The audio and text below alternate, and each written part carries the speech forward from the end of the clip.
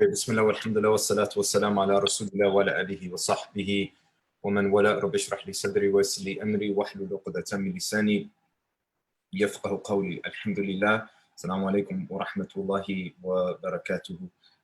Begin in the name of Allah. And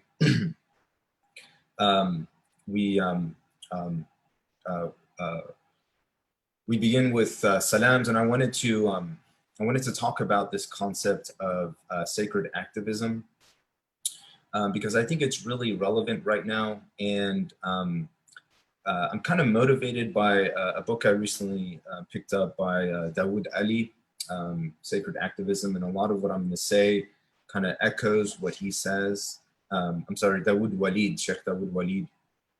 And I believe that it's really relevant to today's time, and it really needs to be a conversation that we're having as a Muslim community, especially right now, given that there's a lot of energy that's gone into forwarding and the cause for the movement for African-American lives, and that is a real blessing. And, you know, as Muslims, there are several organizations and efforts and movements that try to forward that cause. And there's a lot that's going on in the country. There's a lot of debate. There's a lot of different protests. And the question is, how do we engage that as Muslims in a way that's accepted by God, and in a way that is in line with how we see Allah's pleasure being gained? But also, you know, it's June, and June is recognized by a lot of people as Pride Month, which is a celebration of homosexuality. And there's a lot of discussion into that. And so, you know, how do we navigate that discussion as Muslims and that plane of social activism? I think that, you know, these two kind of nuanced things have kind of been they're almost intermixed together now, and it's hard to kind of separate the two. So what I want to do is talk about some principles as Muslims that we should keep in mind when we engage the idea of activism. Everything we do as Muslims has to have the aim and objective of having the right intention and doing it the right way. That's the only way that things will be accepted by God. So, you know, what are some principles that we can kind of apply to ourselves to create that usul, you know, or foundation for ourselves? And how is that relevant to some of what's going on today? We want to kind of tackle that in the next 20 to 30 minutes. And a lot of what I'm going to say is not dogma. It's my kind of my opinion. And, you know, there's a lot of differences in the Muslim community about this. So, you know, we'll have a discussion at the end, and we ask Allah subhanahu wa ta'ala to guide us to what is true and what is haqq, and what is beneficial for humanity at large. So when it comes to social justice in general, there's a really important principle and precedent that we need to keep in mind from the seerah of Rasulullah sallallahu alaihi wasallam, and it occurs when he was a young child. When Rasulullah sallallahu alaihi wasallam was a young child and he was being taken care of by his uncle in Mecca, Abu Talib, there was an incident that happened. Someone came from Yemen and wanted to trade, right? And, you know, he was a foreigner, and he was kind of not necessarily an immigrant per se, but, you know, he didn't know Mecca, he didn't know the people, and he didn't really have anyone that he was affiliated with. And when he was engaged in the trade, the person who traded with him just kind of took his stuff, and in a very vigilante way, right? Just kind of took his stuff and said, you can't really do anything about this. So, you know, I'm just going to take your stuff, and I'm not going to give you money, and too bad, right? And, you know, there was no police back then. There was no 911. There was no, you know, organization for social justice or anything like that. So what this individual did, he just couldn't take it anymore, right? He went on top of one of the hills of Mecca, and that's what they used to do when they wanted to get people's attention. They would go on top of a hill and yell and cry out, you know, and people would gather around the hill, right, to see what the news was. And he did that. He went on top of the hill and he gathered out, and he gathered people, called people, and he said, look, is this how you all do it? Is this how you treat someone who has been wronged and oppressed in your land, right? Is this essentially what he was saying? Is this your idea of justice? That someone can just come into your city with the purpose of wanting to just make some money, and his rights can be stripped, his goods can be stripped from them, and no one's going to do anything about it. No one's going to do anything, right? Is that how you all do it? And he really penetrated the psyche of the leadership of Mecca at that time, which was fully polytheistic, right? People like Abu Jahl, people like Abu Sufyan, Amr ibn al-As, these people, Abu Hakam, they all kind of gathered around. Many of these people ended up being enemies to the Prophet, but they gathered around in a house of someone called Abdullah ibn Jad'an. And they said, listen, we need to come together as a society. And we, every time someone is wronged in our society, we need to come to their aid, right? And they came together in the house of Abdullah ibn Jad'an, and they made this pact. And this pact was known as Hilf al-Fudul. Hilf means pact, and Fudul means virtues, right? So they came together just to make a pact to act virtuous as a society, to come to the aid of anyone who's ever been wronged. Now, the Prophet Muhammad ﷺ, we don't know how old he was, but he was a young boy at that time, right? Maybe less than a teenager.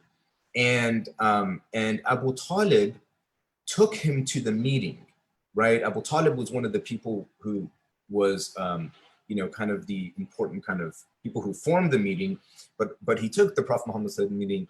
And then the Prophet Muhammad ﷺ, years later in Medina, with his companions sitting around him, one day told his companions that لَقَدْ شَهَدْتُ مَعَ الْأُمُومَةِ حِلْفًا فِي دَارِ عَبْدِ اللَّهِ جَدْعَانَ. I saw, early on in my life, I saw a pact in the house of someone by the name of Abdullah bin Jad'an. And he said, it was more beloved to me min humrin na'am, than red camels. What are red camels? Red camels were the Mercedes Benzes of camels at that time. They could go faster, they could go longer. They were stronger. They were the best camels that you can have. And if you're a Bedouin in the desert, or if you live a desert life, a camel means everything, right? So essentially what he was saying is that this pact that I saw, which was about upholding social justice and virtue, was more beloved to me than the most expensive thing on the face of this earth, right?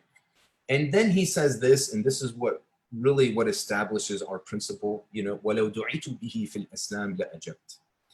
Even today in Islam, if I was invited to something like that, I would answer, right?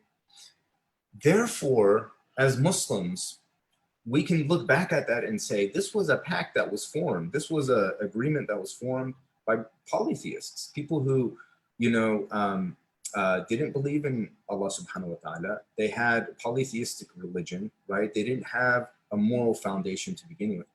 But they all agreed to do what is right, right? And the thing that they agreed to do was right and just. And the Prophet Muhammad ﷺ is saying, it doesn't matter whether you're a Muslim or not, or whether those people are Muslim or not, you can join in that cause and participate and be a part of what is good in society, right? Allah subhanahu wa ta'ala says in the Quran, وَأَمَّا مَا يَنْفَعُ النَّاسِ فَيَمْكُثُ فِي الْأَرْضِ, right? Whatever is beneficial to people stays in the earth, right? And the Prophet Muhammad says in a hadith, خَيْرُ النَّاسِ مَنْ أَنْفَعُ النَّاسِ لِلنَّاسِ. The best of people are the people who are the most beneficial to other people, right? So these are important social justice principles that that we have to always have in the back of our mind as Muslims. And Allah subhanahu wa ta'ala says, كُونُوا قَوَّامِينَ بِالْقِسْطِ شُهَدَاءَ لِلَّهِ. Be proponents of justice, witnesses to God in another, وَلَوْ عَلَىٰ أَنفُسِكُمْ, even if it's against yourself, right? So these are really important guidelines, but I want to mention 6 or 7 distinct and succinct points that we need to have in mind if we're going to take this really important part of our tradition, this really important text of our tradition, and now we're going to apply it to the context of what we live in. Now we need some parameters. We have our principles, but we need some parameters, right? That will help us kind of navigate a lot of the nuances that are going on around us. And the first one is this. If you're going to be a social justice warrior, you're going to be quote unquote woke, right? And you want to change society, then you really need to begin with yourself. And I know that kind of sounds cliche, but this is the, this is one thing that you kind of notice in the Muslim communities. A lot of the so-called activists are very, very active in the public realm, but when it comes to their own personal spiritual life, that's something that tends to get disregarded, right? And I want to mention a statement by Imam Ghazali. Now, Imam Ghazali has a section as Ihya al-Muddin in the Book of Knowledge that has to do with engaging society. I translated this section, and if you're interested in it, Imams Online published it. It's on their website. But what he says, rahimahullah, Imam al-Ghazali, is that the first condition to kind of engaging the public sphere is, I'll just read his Arabic and then I'll translate it, أَنْ لَا يَشْتَغِلَ بِهِ وَهُوَ مِنْ فُرُوضِ الْكِفَايَةِ, that he not engage in what is kind of seen as a social obligation, right? مَا لَمْ يَتَفَرَّغْ مِنْ فُرُوضِ الْأَعْيَانِ, if he himself or she herself, that individual, has not yet fulfilled all of their personal obligations. And when he says personal obligations, he means personal obligations with God. Because then he says this, وَمَنْ عَلَيْهِ فَرْضُ عَيْنٍ فَاشْتَغَلَ بِفَرْضِ الْكِفَايَةِ وَزَعْمَ أَنَّ مَقْصَدَهُ الْحَقِّ فَهُوَ كَذَّابٌ. Whoever engages in social obligations, right, things that they deem to be a social justice cause, but they themselves are not occupied with fardul ayn. In other words, they're not praying, right? They're not fasting. They're not reading the Quran on a daily basis. They're not, making dhikr on a regular basis. Then that person's claim to be worried about social justice can't be taken seriously, because they're trying to reform society, but they haven't yet reformed themselves. And Allah says in the Quran, إِنَّ اللَّهَ لَا يُغَيْرُ مَا بِقَوْمٍ حَتَّى مَا يُغَيْرُ بِأَنفُسِهِمْ. God doesn't change a condition of a people until they first change their own condition. So then he mentions, this is kind of like, at his time, there were people who used to make, they were tailors, and they would make clothes. And, he was like, this is like if a tailor makes clothes for people, and claims that he wants to make clothes so people are covered when they pray, right? He's concerned about people being covered when they pray, but this tailor himself or herself, they don't pray themselves, right? So how can you take that claim seriously, right? And there's a beautiful metaphor in the Quran that Allah subhanahu wa ta'ala gives, where he says, the good word is like a good tree. أَلَمْ تَرَ كَيْفَ ضَرَبَ اللَّهُ مَثَلًا كَلِمَةً طَيِّبَةً كَشَجَرَةٍ طَيِّبَةٍ أَصْلُهَا ثَابِتٌ وَفَرْعُهَا فِي السَّمَاءِ. The good word is like a good tree. This is the metaphor of faith, right? That tree is firmly rooted in the ground, right? And then it gives its fruit at all times. The rootedness in the ground is the foundation of faith, right? And the fruit that's being given at all times is the good works of social justice, right? So unless you're firmly rooted in your faith, right, you're not going to be giving those good fruits to society, to benefit society at large. And the opposite of that, Allah subhanahu wa ta'ala says, وَمَثَلُ كَلِمَةٍ خَبِيثَةٍ كَشَجَرَةٍ خَبِيثَةٍ اجْتُثَّتْ مِنْ فَوْقِ الْأَرْضِ مَا لَهَا مِنْ قَرَارٍ. The example of a bad word, in other words, someone who's not rooted in their faith, right, is like a shrub or weeds, not firmly rooted in the ground, right, easily stripped out, like any type of, the winds of social trends, right, or the pressures of certain social trends easily uproots that person, takes them this way and that way, and they're not really firmly rooted in one thing or another. So the first principle number one, is that we have to work on ourselves and be firmly committed to self-reformation before we can be committed to societal reformation. So that's the first thing. The second thing is that, when we engage, our goals of social justice and social change, our primary motivation, our number one goal and objective, right, is Allah's acceptance, not people's acceptance. Our number one goal and objective is that we say what is spiritually correct, not what's politically correct. Now, what's spiritually correct may be politically correct. They're not mutually exclusive, but our number one concern and objective is Allah's acceptance, right? And, you know, when we look at the story of Ibrahim in the Quran, Ibrahim was told by Allah subhanahu wa ta'ala to build a Kaaba, right? To build a house of worship in the middle of a desert when no one is present, right? And, you know, he begins to do that with his son Ismail, with يَرْفَعُ إِبْرَاهِيمُ الْقَوَاعِدَ مِنَ الْبَيْتِ وَإِسْمَعِيل, right? And Allah talks about this in the Quran, in Surah Baqarah, that they begin to establish the foundations of this house, right? Ibrahim and his son Ismail, alayhim as-salam. And the dua that Ibrahim made at that moment was, رَبَّنَا تَقَبَّلْ مِنَّا. Oh Allah, accept this from us. Now this is interesting because if you were to simply look at this from a secular perspective, right, from a, you know, is this going to be a successful, you know, project or not, like from a social, secular perspective, well, there's no one there. And he's asked to call people to this house. There's no one there, right? And there's no, he doesn't have any resources, right? So it almost doesn't even make sense from a social perspective to do what he's doing. But Allah subhanahu wa ta'ala tells us, وَلِلَّهِ مَا فِي السَّمَاوَاتِ وَمَا فِي الْأَرْضِ. God has all of the resources in the heavens and in the earth, right?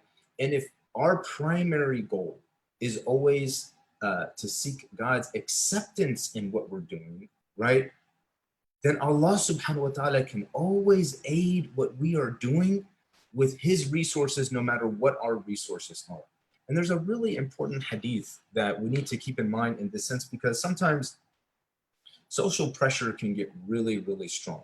And it can be very, very difficult, you know, to say what is true, especially when there's so much pressure to conform to a certain, you know, opinion or stance or something like that, even when it's not in conforming with what God has revealed.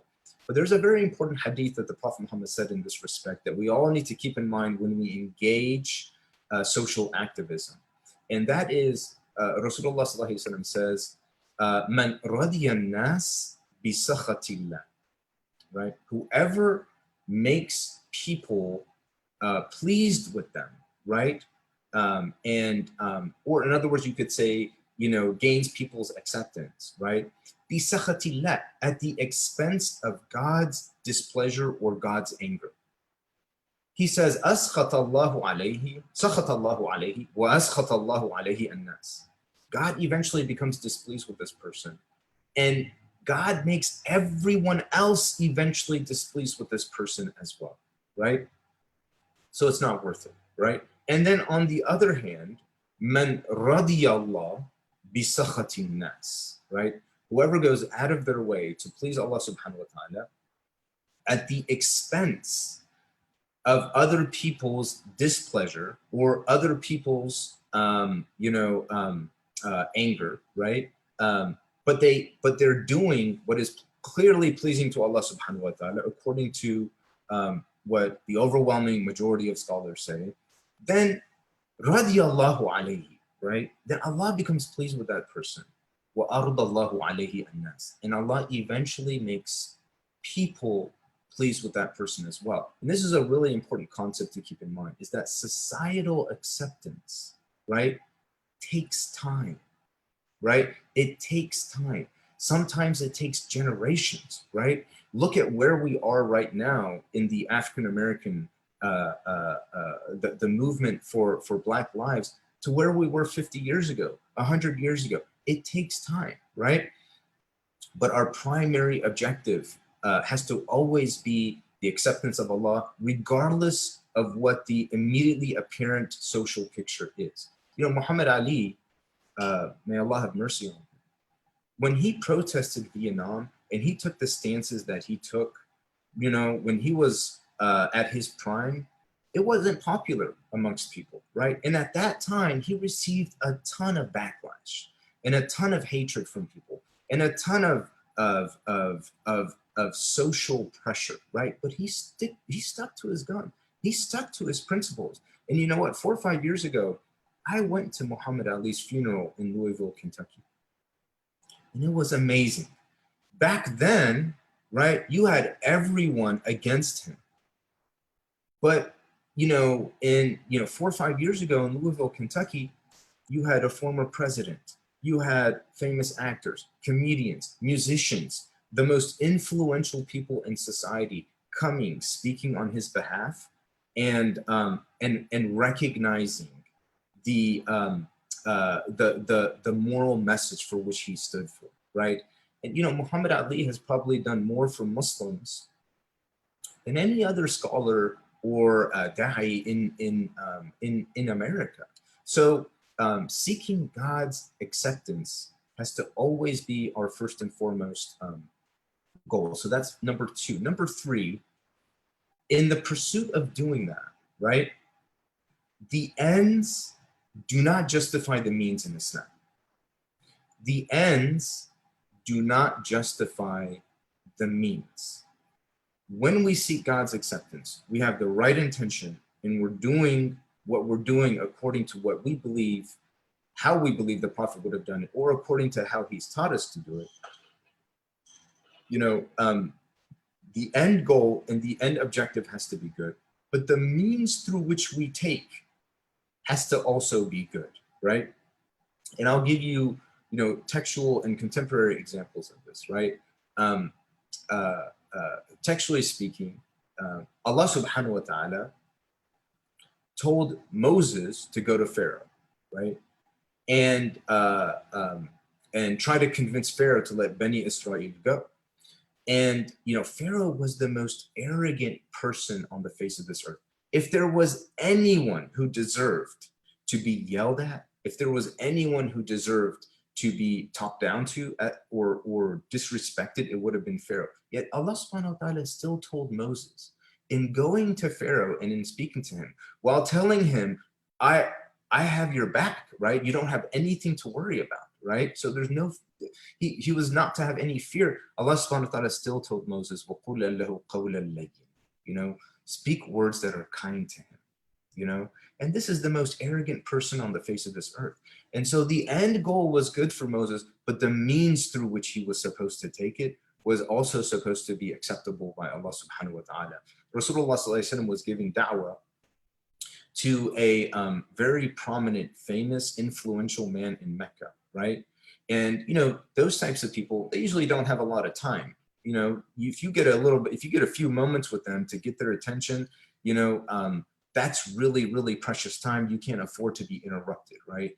But this man, this very, very rich, influential man, he wasn't that interested in hearing about the message of Islam. And while the Prophet Muhammad ﷺ was speaking to him, a blind man comes to him, right? Very interested in the message of Islam. And the Prophet Muhammad, somewhat distasteful by the fact that he's losing this opportunity to speak to this rich man, frowns at this blind man and turns away from him. Abasa wa tawalla. Allah revealed Quran. An ja'ahu al-a'ma, right? The Prophet Muhammad frowned and turned away because a blind man came to him. وَمَا يُدْرِيكَ لَعَلَّهُ يَزَكَّى. You don't know. How do you know? That man might have, he might have purified himself after hearing the message. And Allah subhanahu wa ta'ala rebuked the Prophet sallallahu alayhi wasallam in a manner of adab, right? In a manner of adab, something that's not the best thing to do, right? Not that the Prophet committed a sin, but he didn't do the best thing to do, right? Essentially teaching us a lesson here that even if your end objective is good, right? If your end objective is good,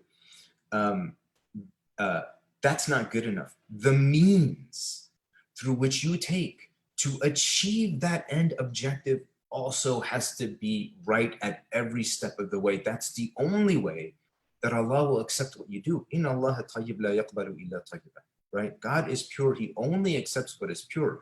And elsewhere in the Quran, إِنَّمَا يَتَقَبَّلُ اللَّهُ مِنَ الْمُتَّقِينَ. God only accepts from people who have taqwa. And one of the meanings of taqwa is to be very conscious and careful about how you go about doing something. You know, like with a lot of the protests that have gone on now, there's been a lot of good in that. You know, if things become vigilante and people start being attacked, or people, stores start, and a lot of those things weren't even being done by African Americans. You know, they were being done by other organizations that infiltrated these protests. You know, people might look at that and say, well, it's worth it, you know, because the ends justify the means. But at every step of the way, right? Every step of the way, the means have to be correct, and the ends also has to be correct. Now, no matter what social justice cause that it is, right? We have to keep that principle in mind, right? Our goal is good, our objective is good. It's in line with what God has revealed and what the Prophet Muhammad ﷺ has taught. But is every single step that we're taking along that path, and this can be open to discussion, are all of those individual steps also things that are good and things that are accepted and beloved by Allah subhanahu wa ta'ala? So that's number 3. Number 4 is when we advocate for social justice, who gets to define what justice is? Who gets to define, when we advocate for good, right? Who defines what good is, right? As Muslims, we have to be careful. There is a principle in our deen that says al-urf muhakkam, or al-ada muhakkama, right?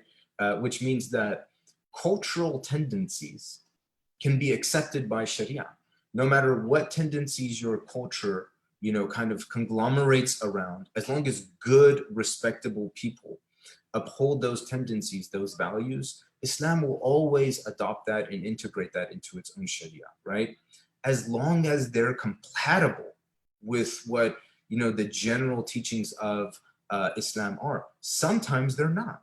And when that's the case, we don't accept that, right? Our primary definition of what is good and our primary definition of what justice is vertical. It's not horizontal, which means it comes directly from Allah subhanahu wa ta'ala.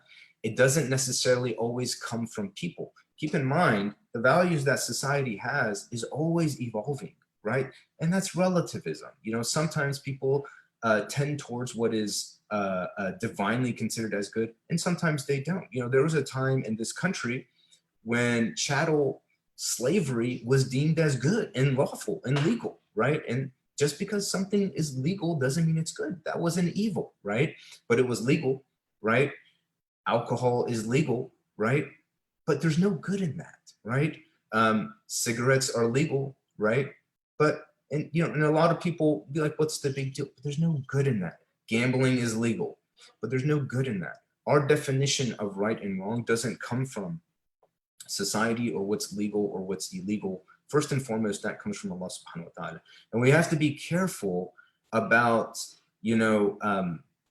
giving into definitions that are not in line with how God defined things. There's an interesting book by someone called Hugh Perkison called Plastic Words and the Tyranny of Modular Language, right? In other words, the words that we use as a society and the definitions that we use, and a lot of these end up being slogans for social justice, right? These are plastic. These are malleable, right? They have plasticity. People can alter them however they want, right? The most powerful people in society are the ones who get to define certain terms. Like, for example, oppression. What does oppression mean, right? Some people might say that it's oppressive to women for them to cover their heads, right? That's a form of oppression. Who came up with that definition, right? Who came up with that meaning of oppression? That's a secular perspective of oppression. That's oppression in the sense that your nafs is not free. But for us, that's liberation, because that's controlling the nafs, but it's a part of the freedom of the heart, right? And so that's not a definition that we agree with, right? And so there might be a slogan about, fighting oppression of women, but that's not necessarily in that context. But now if it's in another context, right? Such as equal pay. Well, yeah, absolutely. Women should have 100% equal pay as men. And that's something that we should advocate for, right? And there are many, many other areas of social injustice against women that we should be advocating for. But not all definitions are the same, right? And we have to kind of be very nuanced in how we understand it. And also keep in mind that the Prophet Muhammad ﷺ, he would redefine terms in his society, and he would force society to level with him according to the way he defined things. I'll give you an example. He says, sallallahu alayhi wasallam, لَيْسَ الشَّدِيدُ بِمُصَارَعَةِ وَلَكِنَّ الشَّدِيدَ الَّذِي يَمْلِكُ نَفْسَهُ عِنْدَ الْغَضَبِ, right? The strong person is not the one who can wrestle you to the ground. The strong person is the one who withholds themselves in the moment of anger. Now, according to traditional Arab society at that time, strength, that's not what strength was. Strength was, can you win a wrestling match, right? Can you take someone down? That's what strength was. But the Prophet Muhammad redefined that. And he forced other people to meet him according to his definition, right? Allah subhanahu wa ta'ala says in the Quran, إِنَّ أَكْرَمَكُمْ عِنْدَ اللَّهِ أَتْقَاكُمْ. The most noble amongst you is the most generous and noble amongst you is the one who has the most God conscientiousness, right? But that's not what karam meant at their time. Karam had a specific definition. Karam was to just be willing to sacrifice all your wealth if you had a guest, right? That's what karam was. And Allah subhanahu wa ta'ala saying, no, there's a new definition. And that new definition is who is the most God conscientious amongst you. That's the person who has the most karam, right? And so that was challenging society's definition of terms. And part of our campaign as Muslims, as we campaign for social justice, is we need to be looking conscious, right? Looking at different terms, looking at different definitions, and being skeptical and critical, right? Where did that come from? Who defined that, right? And are we necessarily putting ourselves at a spiritual disadvantage by engaging that term the way the sahib of that term created that term, the way the owner of that term created that term, right? Are we necessarily putting ourselves at a disadvantage, or should we start to engage society according to definitions and try to shift the cultural perception of society according to certain definitions that we see more fit? So that's also for Muslims, as Muslims, that's another big part of social. That's the sunnah of the Prophet Muhammad, right? That's something that he did. And there are many, many more examples of that.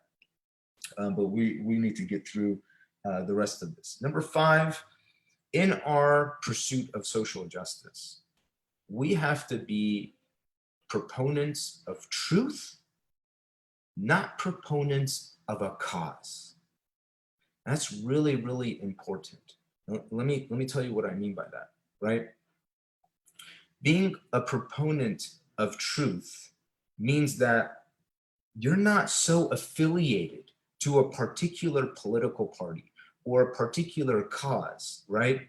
That, should that cause begin to evolve towards something that's not in line with what you with your principles, or that political party begin to evolve in a way that's not in line with the overwhelming precepts that the Prophet Muhammad has taught, your allegiance is not to that cause, it's to truth, right? And you should be able to come in and out of these different political groups or whatever based on how they evolve, based on how you perceive the truth. Now, Imam Ghazali, in that very same section, when he talks about engaging, society, he says, like, when another one of these conditions where you can check yourself to see if you're really sincere at being a social justice warrior, right?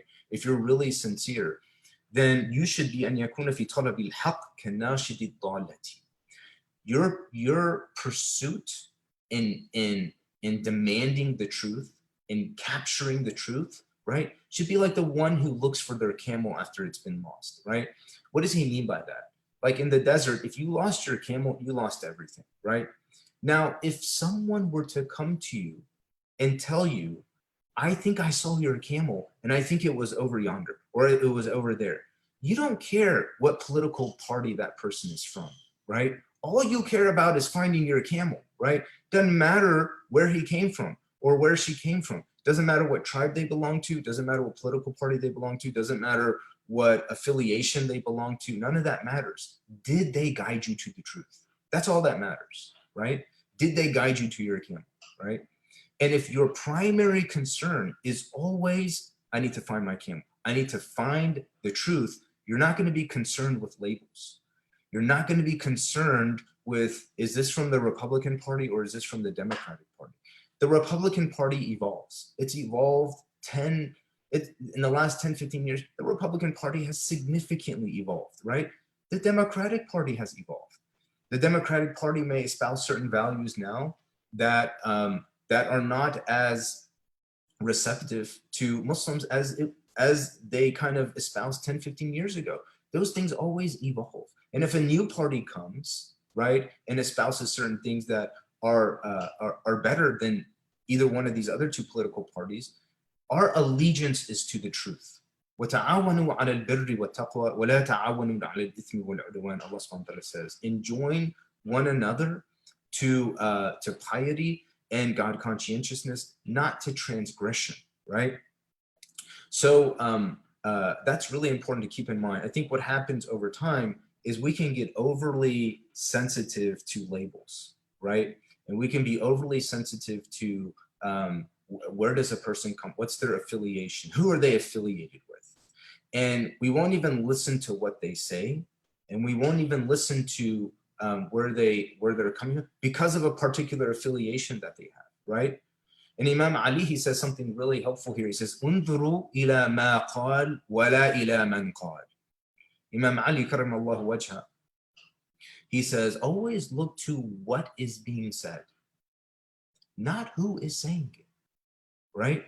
Because that may blind you to the truth. And your pursuit as a Muslim, as a social justice warrior, is always what is the truth, not who is saying it, right? You shouldn't care about who is saying it.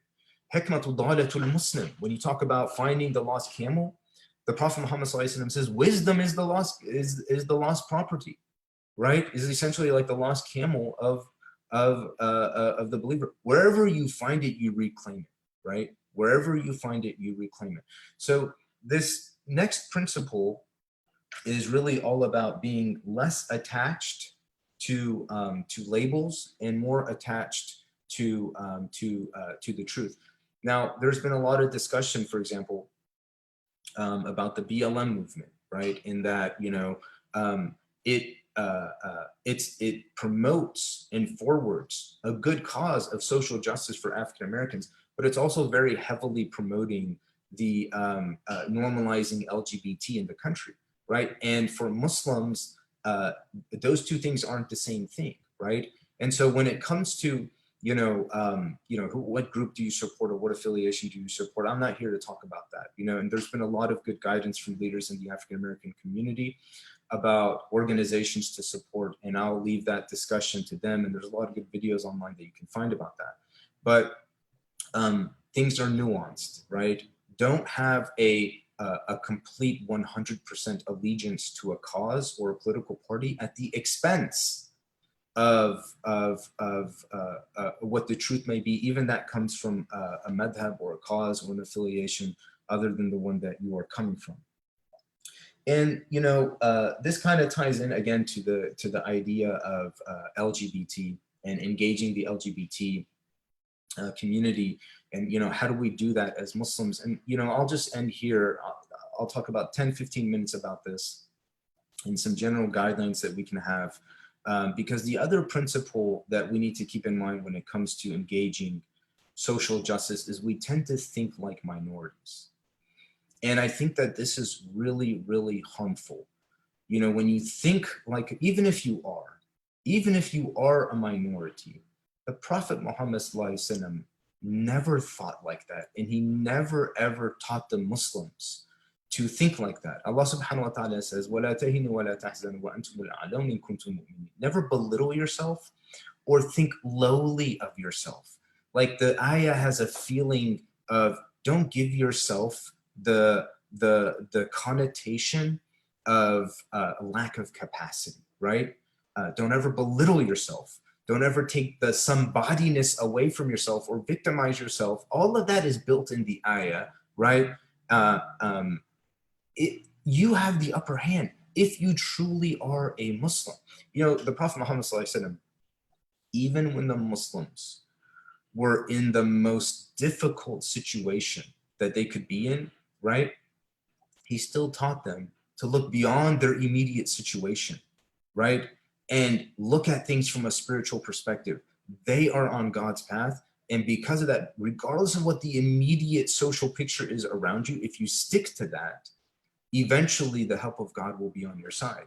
And there's a beautiful example of this when the Prophet Muhammad was in the trench in the Battle of Khandaq, you know, about 5 years into the migration into Medina. You know, the Muslims were surrounded. You know, the level of Islamophobia had become so high that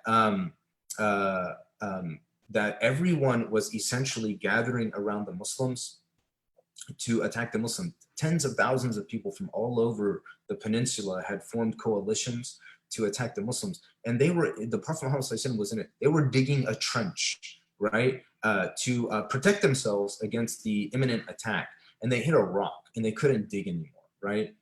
And it was cold, it was dark, the Muslims were hungry, they were surrounded from all sides. It looked like immediate annihilation, and they were by far the minority. And the Prophet says, give me that shovel. Give me that shovel. And he takes that shovel, right? And he strikes that rock. And he sees a light come out of it. He says, Allahu Akbar, the keys of Persia have been given to me. And the companions look at him so confused, right? They look at him so confused, and they're like, what? In this situation, how could you say that, right? And then he said, and then he strikes it again, right? And he says, Allahu Akbar, the keys of Syria have been given to me. Persia was a superpower at that time. Byzantium was a superpower at that time. The Muslims are in a trench. At night, it's dark, it's cold, they're hungry, and they're on the verge of annihilation. He's talking about taking over the world, right? Now, what kind of mindset is that? That's the mindset of someone who doesn't think like a minority. That's the mindset of someone who knows that God is on their side, and they have not an arrogance, but a confidence, right?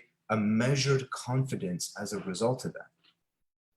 And so, you know, that's what we have to, you know, Iraq wasn't even 50% Muslim until 300 years after Hijrah.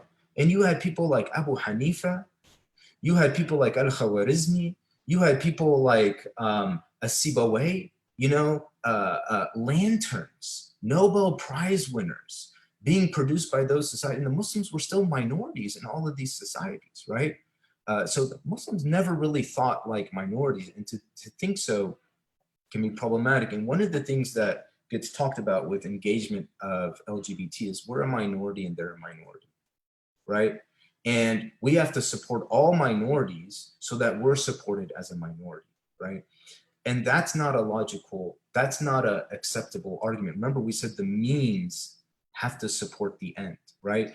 And coming into this kind of quid pro quo, I scratch your back, you scratch my back, we come into an alliance with one another, right? That's not helpful, right? Number one, it creates a cognitive dissonance where you separate your political energy from your religious beliefs, right? And that's the basis of secularism, right? And we're not secularists as Muslims. Our religious beliefs definitely affect and influence our political energy, right? Now, we may not be openly and actively campaigning against them, but to outwardly normalize, affirm, confirm, right? Or advocate for a lifestyle or an action that is deemed as a major sin by God, that's never going to be acceptable by God. That's never the path of tawfiq, right? And that's something that we need to keep in mind. Now, this idea of alliances, right, or forming an ally. This was talked about in the Quran extensively, and it's the concept of wilaya, right? Wilaya is this idea of taking someone as your patron or someone as your protector or an ally, right? And that's essentially how the Prophet Muhammad societies works. Prophet Muhammad societies work. There was no police, there was no 911, there was no, you had a tribe and you had to ally with them, right? Or a clan that you had to, otherwise there was no one to protect you, right? And initially the Muslims didn't have any protection. But Allah subhanahu wa ta'ala gradually brought them into the fold of Iman, telling them, ذَلِكَ بِأَنَّ اللَّهَ مَوْلَى الَّذِينَ آمَنُوا وَأَنَّ الْكَافِرِينَ لَا مَوْلَى لَهُمْ. God is ultimately the patron and the ally of the believers. That تَتَّخِذُوا عَدُوِّي وَعَدُوَّكُمْ أَوْلِيَاءَ. Don't take people who don't have your best interest in mind. They could be enemies of you. Don't take them as your patrons and your allies, right? And this is repeated in the Quran over and over again, because gradually the Muslims were taught that they have to have trust in God. God is their ultimate ally. And to go into a quid pro quo, I scratch your back, you scratch my back, that compromises Muslims in putting them supporting causes and efforts which are deemed by God to be major sins. And the Prophet Muhammad says, "Adallu ala al-khayr kafa'ilihi," right? The one who enjoins good or the one who encourages good is like the one who did it. But the same principle applies to evil. If you support, enjoin, or advocate, normalize evil, then it's like you're the one who did it. Now, there's the last thing, just 3 minutes, I want to talk about the story of Lut and how that has some guidance that's very important for us in this respect. Because while we shouldn't be advocating or supporting anything that normalizes or affirms or confirms that lifestyle, we should also be, again, just our allegiance is to what is right and true. We should be against any type of vigilante violence against LGBT, and we should be for all forms of good to everyone, no matter who they are in society, even if they are LGBT, when it comes to healthcare, when it comes to feeding the homeless, when it comes to basic, human rights. Like, we're not against any of that. It's only supporting a particular action or lifestyle. So in the story of Lut, something that's very important, of course, Lut's society was a society engaged in homosexuality. And one of the things that Lut tells him is, "Inni li'amalikum min al-qalin." I am, in regards to what you do, this is very important, in regards to what you do, most hateful. But when it comes to speaking to them as people, he says, "Ya qawmi," oh my people, which is a term of endearment, which means that Lut cared about his people. He loved his people, right? But he didn't like what they did. And that's a very important separation that we have to make, right? We can not hate a people, and there's no room for that. There's no room for hating a certain group of people. These are all Bani Adam. Allah has said, وَلَقَدْ كَرَّمْنَا Bani Adam. We have dignified the son of Adam, right? And you should always dignify the son of Adam, no matter who they are, right? But you can do that while disliking an action. You can love someone but hate the fact that they smoke. You can love someone but hate the fact that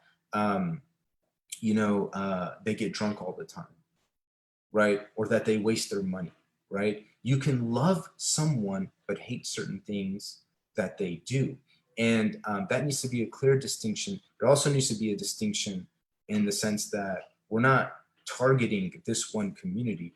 This is our approach to any type of sinful action in general, whether it's fornication or adultery or bestiality or incest or gambling or alcohol or anything like that. We don't hate the people who do those things. We don't like those actions, and we don't want to support them or normalize them in any way, shape, or form. So the activism has to be based on these principles. So let me kind of pause here and open it up for any questions or discussions. I see that there's a chat box but I don't see any questions. Does anyone have any comments? Again, you know, this is my opinion. I'm not necessarily speaking on behalf of any one particular masjid or anything like that. But I think that this is an important conversation that we need to be having as Muslims, and important precepts and principles that we need to keep in our mind. All right, so is there going to be a Kahoot? Not this week. Sorry, there's no Kahoot this week. Yeah. Bismillah.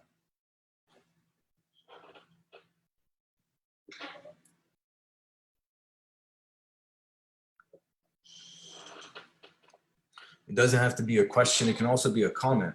You know, if someone wants to contribute something. There's a question. Also, back then, was it as bad, like the racism, as now? When you talk about, I think they're talking about like at the time of the Prophet Muhammad ﷺ, was racism as bad back then as it was now? And yeah, absolutely. Racism, you know, is not, racism is essentially, this is something that began with Iblis, right? Because when Iblis was ordered to bow down to Adam, he said, I'm not going to do that. Ana khayrun. I'm better than he is because I'm created from fire and he's created from clay.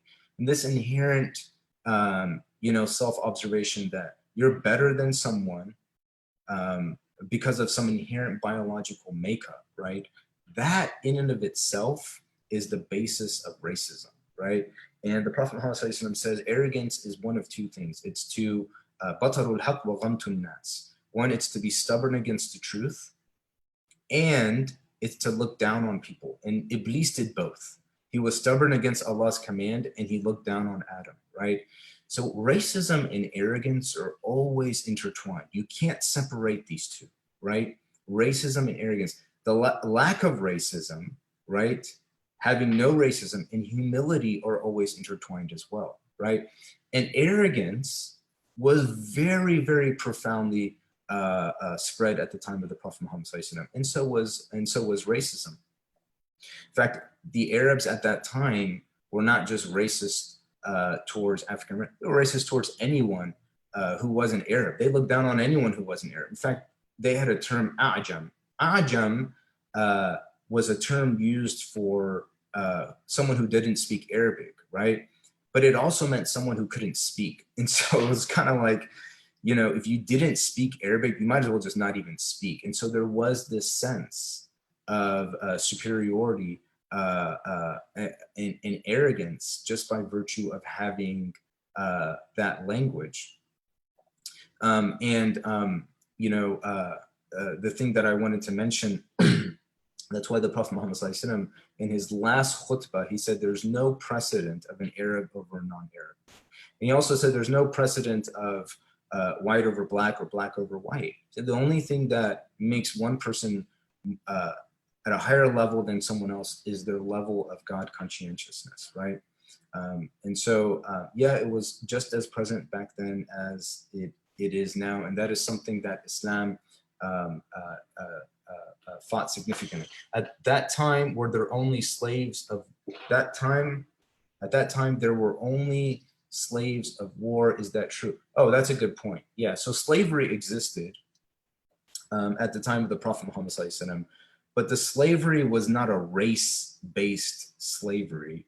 It was a it was kind of an economic and a war-based slavery. So that is true. You had people like Suhail al-Rumi. So he was actually European, and he was a slave. Suhail al-Rumi, radiallahu anhu, was a slave, and he was white because he was taken as a slave during war, right? Salman al-Farisi, who was Persian, he was a Persian, and he was taken as a slave, and he was taken as a slave not because of war, but because of economic circumstances. He was simply tricked into being bought as a slave, and that happened from time to time too, right? Now, Suhaib al-Rumi's skin was probably very white. Salman al-Farisi's skin was probably kind of like mine. It was kind of tan, a little brownish, But you also had Bilal, who was from Abyssinia, and he was very dark, and he was African, and he was also a slave, but that was also because of a war that that occurred, and he fell into slavery because of a war. So they didn't really care what skin color you were, right? Slavery at that time was economic based, and it was war based. It wasn't racially based. Was it like the poorer you are, the more likely you'll become a slave? I don't know how someone can answer that without being anecdotal, but likely the less resources you had, the more likely it was for you to fall into slavery, and the less capable you were to get out of it. Any slave could have gotten out of slavery. Any person could have went into slavery through economic situation. They could have came out of it from an economic situation as well, right? You could always buy yourself out of slavery. And Salman al-Farsi, the community came together. He was a Persian. The community came together to buy his slavery. When Bilal was freed, that was a very beautiful story as well, because Abu Bakr was freeing slaves, and he was very rich, so he had the ability to do that. And the Quran encourages that, right? And it encouraged. Society was full of slavery, but the Quran was constantly encouraging faqu raqaba, freeing the slave, right? Or the one who's essentially chained, right? So Abu Bakr loved Bilal, and he wanted to free Bilal, and the owner of Bilal was torturing him and didn't even want him anymore. And when Abu Bakr went to his owner and said, Umayyah ibn Khalaf was his name, said, how much will you take for Bilal, right? And Umayyah ibn Khalaf gave a number. And so Abu Bakr said, it doesn't matter, I'll take it, right? I'll free him. And then Umayyah ibn Khalaf said something, and Bilal was listening, right? And look at how important this was. Umayyah ibn Khalaf devalued the life of Bilal.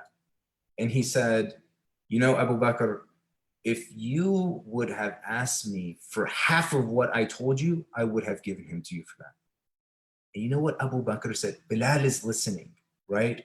When you talk about Black Lives Matter, look at how Abu Bakr showed the value and love for his life.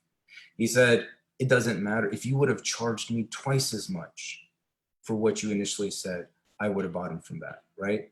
And essentially what he was saying is that he is more valuable than any price tag that you can put on him, right? And he kind of generated this strong message of somebodiness, in the background of the very, very racist kind of like denigrating comments that Umayyah ibn Khalaf was saying. So LGBT are only seeking equal rights. That is a human right. We don't have to condone their sexual behavior to advocate for their human rights. The thing is, that is a very nuanced kind of statement. One of the rights that LGBT might advocate for is that gay people should be able to be married in a mosque. If there are gay Muslims, the imam should, perform that marriage in a mosque, And another thing that they might advocate is that if you believe that homosexuality is a sin, that is homophobia, right? And you are engaged in homophobia. And this is the point here. Muslims, we're not out there campaigning against LGBT rights. We're not out there campaigning that, they shouldn't have the right to marry or anything like that. What I'm saying is that Muslims should not be engaged in advocating or supporting that lifestyle in any way, shape, or form, or normalizing it, right? Live and let live, right? This is America. You have the right to live however you want, but don't demand that I affirm or confirm that particular lifestyle. If you deem that as a right, that I have to affirm and confirm that lifestyle, now that's infringing on my right as a religious right to not have to do that, to not have to do that for any sin. So then at what point are LGBT rights diametrically opposed to Muslim rights? You know, at what point is homophobia diametrically opposed to imanophobia, right? And so this is the argument kind of, or this is kind of like the nuanced aspect of this, you know. You don't have to be out there, you know, campaigning against their right. No one's talking about that. No one is doing that. No one has been doing that from the Muslim community, right? But what we're saying is that, you know, when we try to maintain, we need to try to maintain a space where we're not normalizing, right?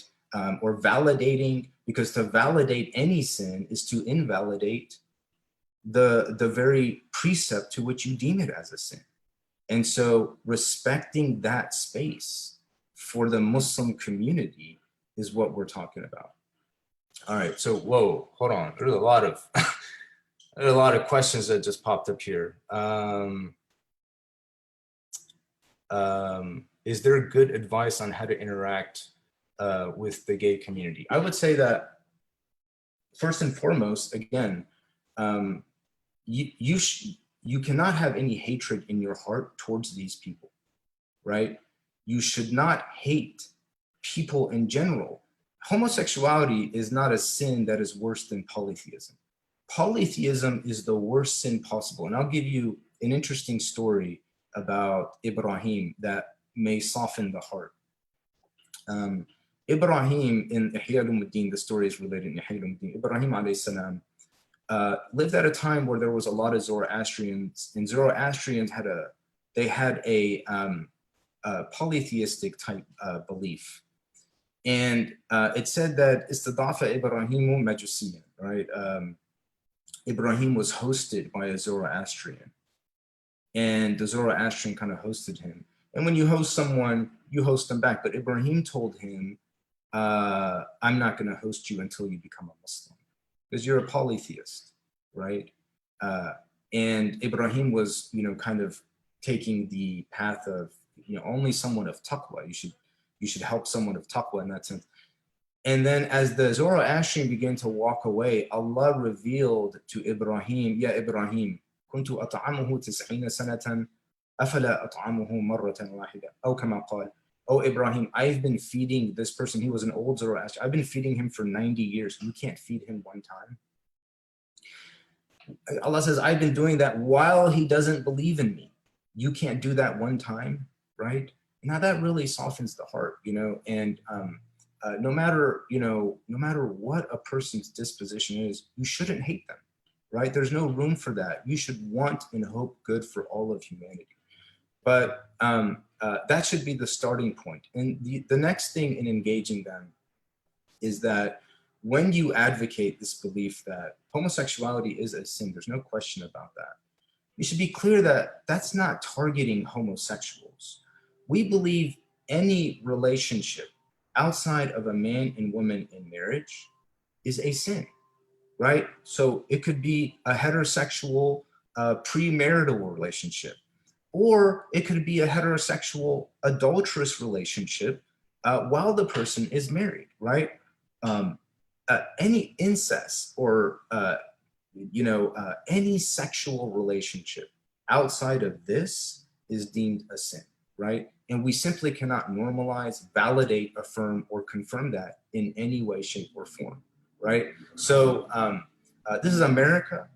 People live here with the idea that they're free to do what they want, you know, and we're not interested in what people are doing, you know, in the privacy of their own homes, right? But we have to preserve our own kind of precepts and principles and identity as Muslims, whereas we're not going out of our way to normalize that behavior in any way, shape, or form. Racism and slavery is horrible. I totally agree. Let's see. I mean, if you're Muslim, you're not supposed to be gay. Okay, it's haram to be gay. Let's talk about that for a moment. Right, it is haram to engage in a homosexual act, but let's talk about what it means to be gay, because that's also an important point in how Islam differs in viewing this from how other people differ, right? Um, uh, in Islam, if you're inclined to something with a feeling that doesn't define you, if you're inclined towards someone sexually and they're of the same sex, right? That doesn't mean you're gay. Only that definition is only created if you engage in that action, right? And so it's the action, not the state of being or the self-perception or the feeling or the sensibility or the tendency that defines someone, any more than if you were in a store and you had, you know, the perfect opportunity to steal something, right? And you thought for a moment, let me steal that thing, right? No one's gonna catch me, right? But then you held yourself back. Just because you had the inclination to steal that thing doesn't make you a thief, right? You held yourself, but you felt like you wanted to. So just because you felt like you wanted to, does that define you in that way? You may be in an argument with someone, and in the heat of the argument, you may feel angry. You may feel upset, you know, and you may feel like you want to hurt that person, right? And that may occur to you, that thought may occur to you in the heat of that argument, but then you hold yourself back. Now, does that mean you're a violent person? Just because the feeling came to you, does that mean you should be deemed a violent person? People are, you know, they have all kinds of different tendencies in them. Right and wrong is still defined by God. And a human being is always going to be tested vis-a-vis their tendencies, right?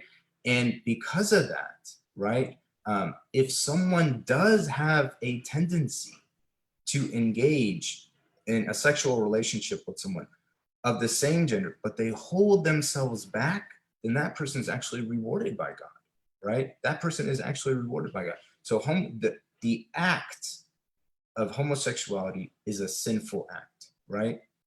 But God doesn't hold people accountable for a particular tendency or feeling that that they have. So, you know, there's a lot of questions here, but I don't know what the reference is to. It's haram to be gay. We just talked about that.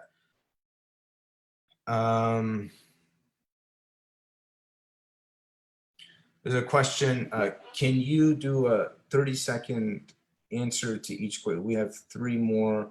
How can we buy and free slaves if Allah encourages or legislates it? We have to stop now. We're running out of, okay. All right, so we'll stop now. أقول قولي هذا واستغفر الله فاستغفروه إنه كان غفارا. If I said anything good and correct, then that's from the tawfiq of Allah subhanahu wa ta'ala. If I said anything wrong or incorrect, then that is from myself. We ask Allah subhanahu wa ta'ala to give us a better understanding of this. Jazakumullah khairan. Assalamu alaikum.